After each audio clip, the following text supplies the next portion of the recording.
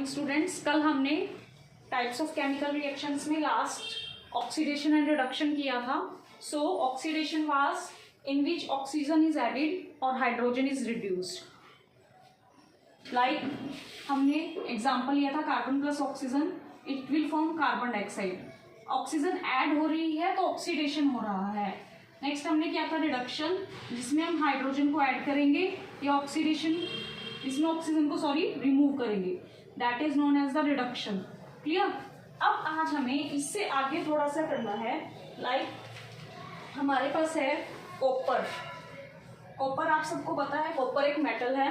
जब हम उसकी ऑक्सीडेशन करेंगे, जब कॉपर ऑक्सीजन के कांटेक्ट में आएगी एनवायरनमेंट में, तो उसकी ऑक्सीडेशन हो जाएगी, दैट विल बी ऑक्सीडाइज्ड। हम उसको बर्न नहीं कर रहे हैं, वो ऑक्सीजन के कांटेक्ट में आएगी, it will oxidise and it will form copper oxide. जब ये कॉपर ऑक्साइड बनाएगी then its colour will be change, तो इसका कलर चेंज हो जाएगा। आप सबको पता है कॉपर कौन से कलर का होता है? ब्राउन कलर का होता है। जब ये ऑक्सीजन के कांटेक्ट में आएगा it will change into black. Clear. So it is the oxidation of copper.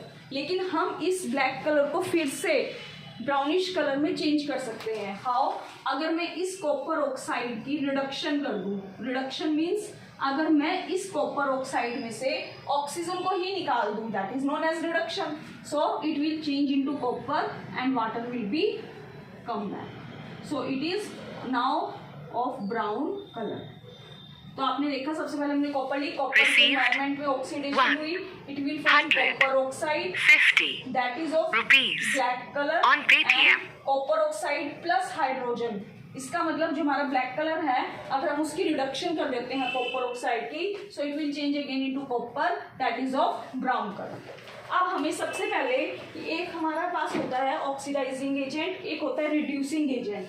तो ऑक्सीडाइजिंग एजेंट होता है जिसमें हमारी ऑक्सीजन ऐड होती है, जिसमें हमारी ऑक्सीजन ऐड होती है, that is known as oxidising agent. So copper में ऑक्सीजन ऐड हो रही है, इसीलिए हम कॉपर ऑक्साइड को क्या कहेंगे? Oxidising agent. यहाँ पर हमारी कॉपर ऑक्साइड में से ऑक्सीजन निकल रही है और किस में ऐड हो रही है? हाइड्रोजन में। तो हाइड्रोजन को हम क्या बोलेंगे? Reducing agent.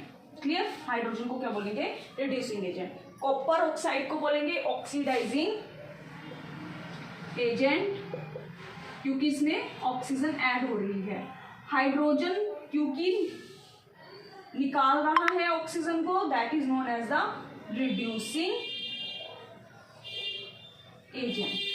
Here now we will take another example of this.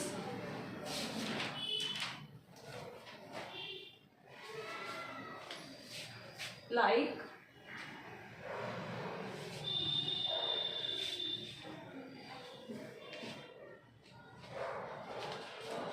we will take hydrogen sulfide H2S plus chlorine, it will form HCl plus sulfur. Received. Now we will balance the equation, multiplied by 10 Now this rupees substance on Paytm. hydrogen is removed from sulfur.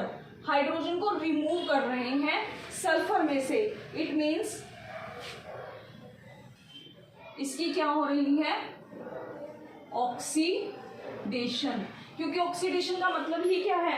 या तो oxygen को add करना या hydrogen को निकालना। तो हम यहाँ पर हाइड्रोजन को निकाल रहे हैं सल्फर में से, इसलिए इसकी ऑक्सीडेशन हो रही है। लेकिन क्योंकि क्लोरीन में क्या हो रहा है? Sorry it will go here, लेकिन यहाँ पर क्या हो रहा है? ऐड हो रहा है, तो इट मीन्स इट्स रिडक्शन। फिर से बता देती हूँ, क्योंकि यहाँ पर हाइड्रोजन निकल रही है, दैट इज ऑक्सीडेशन। यहाँ पर हाइड्रोजन ऐड हो रही है, that is reduction. Now what is oxidizing agent? Oxidizing agent is chlorine, reducing agent is H2S and Cl2. How oxidizing agent? क्योंकि ऑक्सीडेशन कौन कर रहा? ऑक्सीडाइजिंग एजेंट का मतलब जिसकी रिडक्शन हो रही है। सो रिडक्शन किसकी हो रही है? क्लोरीन की।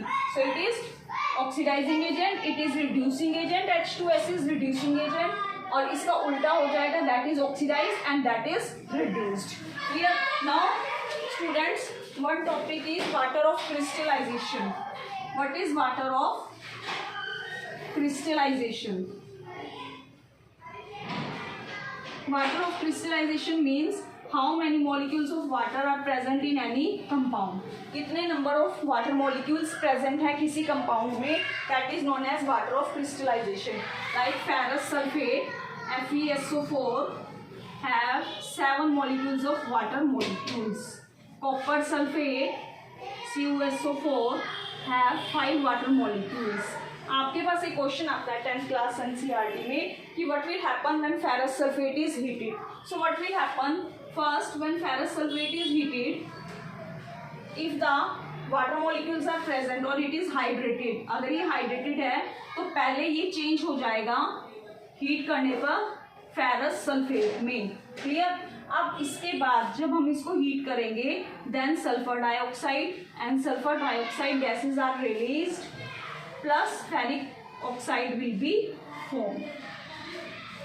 Ferrous sulfate में 7 molecules of water present होते हैं. क्वेश्चन ये भी आता है how many molecules of water are present in ferrous sulfate. So it's 7. How many molecules of water are present in copper sulfate? That is 5. Ferrous sulphate जब hydrated है, hydrated का means इसके पास number of water molecules present हैं. So सबसे पहले हम इसको हीट करके अनहाइड्रेटेड करेंगे. अनहाइड्रेटेड करने के बाद जब दोबारा इसको हीट करेंगे then its gases are released SO2 and SO3 and ferric oxide is formed. Color will also change. Its color from green to brown will change. Clear? Now we have the two topics. One is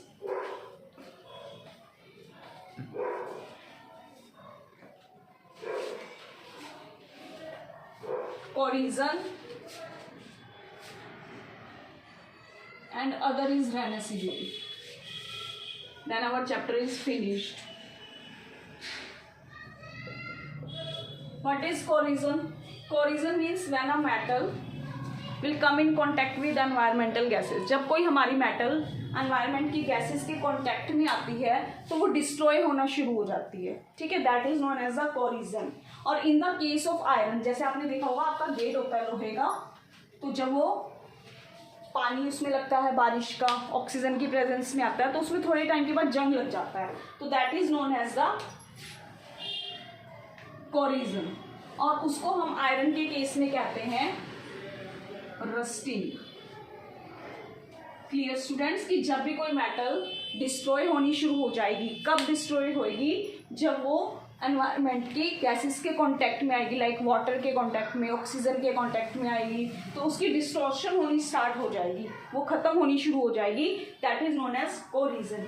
लेकिन अगर आप iron का case लेते हो, जैसे आपने अपने घर में भी देखा होगा कि कोई आयरन की चीज होती है लोहे की, उसमें जंग लगना शुरू हो जाता है. क्यों? क्योंकि वो पानी के कॉन्टैक्ट में आ जाता है.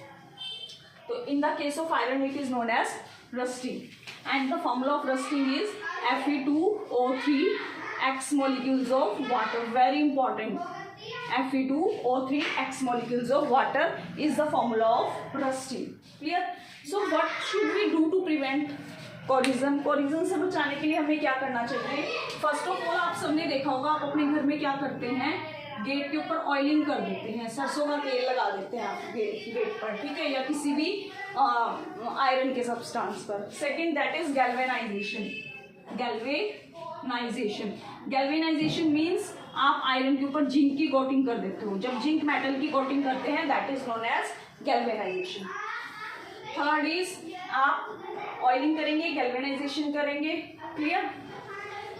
अब उसके बाद ये तो हमारा मेटल के केस में था कि जब हम मेटल के केस में उसको कर रहे हैं.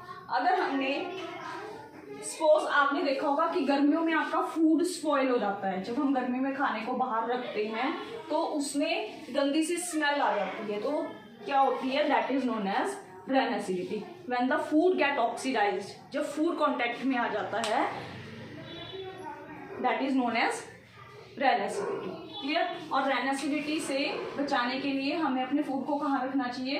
फ्रिज में रखना चाहिए. सेकंड, हमें क्या करना चाहिए, उसे सनलाइट से दूर रखना चाहिए, away from sunlight. Clear? Third, हमें क्या करना चाहिए, हमें उन्हें कंटेनर्स में रखना चाहिए। फोर्थ, डोंट कीप आउटसाइड, बाहर नहीं रखना चाहिए, फ्रिज में रखना चाहिए, सनलाइट से दूर रखना चाहिए और कंटेनर्स में रखना चाहिए। अब क्वेश्चन ये आता है कि जैसे आप चिप्स के पैकेट होते हैं, चिप्स के पैकेट में भी रन एसिडिटी का केस हो जाता है।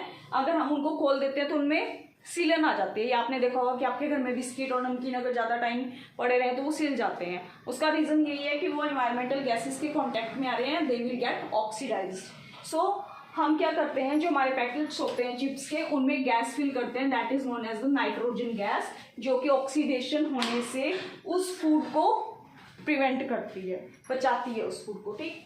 That is known as rancidity. So students, if you like my video, please share and subscribe. Thank you.